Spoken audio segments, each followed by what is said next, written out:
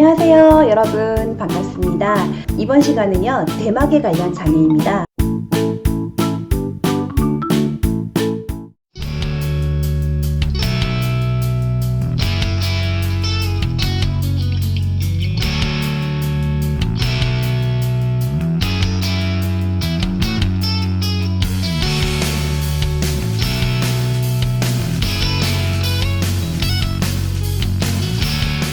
대마는 인류가 가장 오랫동안 남용해온 물질로서 대마의 정신 활성 물질을 통틀어서 칸나비스라고 합니다. 대마는 진정작용이 있지만 중추신경 억제제는 아니고요. 주요 성분은 THC라고 합니다. 대마는 줄기와 잎의 제제인 마리화나와 꽃과 잎의 추출물을 말려 제제한 해시씨가 있는데요. 이 해시씨가 가장 효과가 강력한데요. 마리화나보다 5배에서 10배 정도의 효과를 나타난다고 합니다. 대마는 의학적으로는 비마약성 약물이지만 게이트웨이, 관문의 약물로 알려져 있는데요. 관문이란 다른 영역으로 나아가기 위해서 반드시 꼭 거쳐야 할 단계를 뜻하는 것으로 대마 사용이 더욱 강력한 약물 남용으로 나아가게 하는 계기가 되기 때문입니다. 대마의 효과는 약 용량에 따라 다른데요. 소량에서는 편안해지고 다행감이 생기며 수면이 좋아지는 등 술과 유사한 효과가 있습니다. 그러나 다량에서는 LSD와 같은 병적인 상태를 일으키고요. 진정작용을 하게 됩니다. LSD는 환각제의 한 종류인데 조금 뒤에 다시 다루겠습니다. 대마는 내성이 없다라고 알려져 있는데요. 다량으로 오래 사용한 사람은 갑자기 중단했을 경우 가벼운 초조 등의 심리적인 의존은 있지만 금단 증상이라든지 신체적인 의존 증상과 내성은 없다라고 합니다. 급성 증상은 일시적인 생리적인 영향으로 갈증과 공복증, 식욕항진 등이 나타나고요. 경구 투약을 했을 때 오심과 구토, 눈동자가 막 빨리 돌아가는 거, 그리고 결막에 혈관이 확장된다든지 운동 실조 및 운동 능력에 장애가 오게 됩니다. 부작용으로는 부분적인 기억 상실,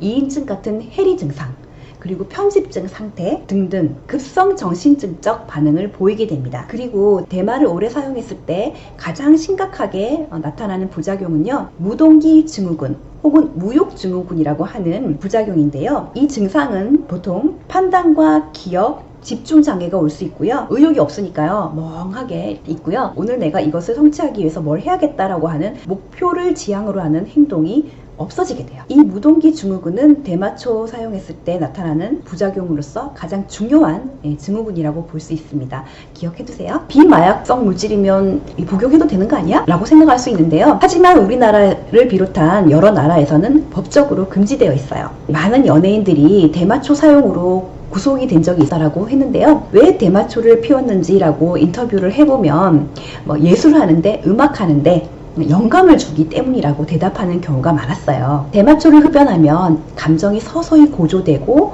색조가 선명하게 느껴지면서 가까이 있는 사물이 멀리 보이는 증상이 있습니다. 대마 사용을 합법화해야 한다라는 주장은 다른 사람에게 해악을 끼치는 행위가 아니고 개인의 자기 결정권을 침해한다는 이유, 그리고 법적으로 금지해도 어차피 피울 사람은 피우는 거기 때문에 차라리 합법화해서 음지에서 양지로 끌어올리는 것이 낫다라고 주장하고 있고요. 반대하는 측의 입장은 대마초 역시 담배와 마찬가지로 간접 흡연으로 인해서 다른 사람에게 피해를 끼치며 명백히 의존성이 있는 중독성 약물이라고 합니다. 여러분은 어떻게 생각하시나요? 자신만의 생각을 한번 정리해 보시길 바라겠습니다. 이번 시간에는 대마계 관련 장애에 대해서 살펴보았습니다. 다음 시간에는 앞편류 관련 장애에 대해서 살펴보도록 할게요.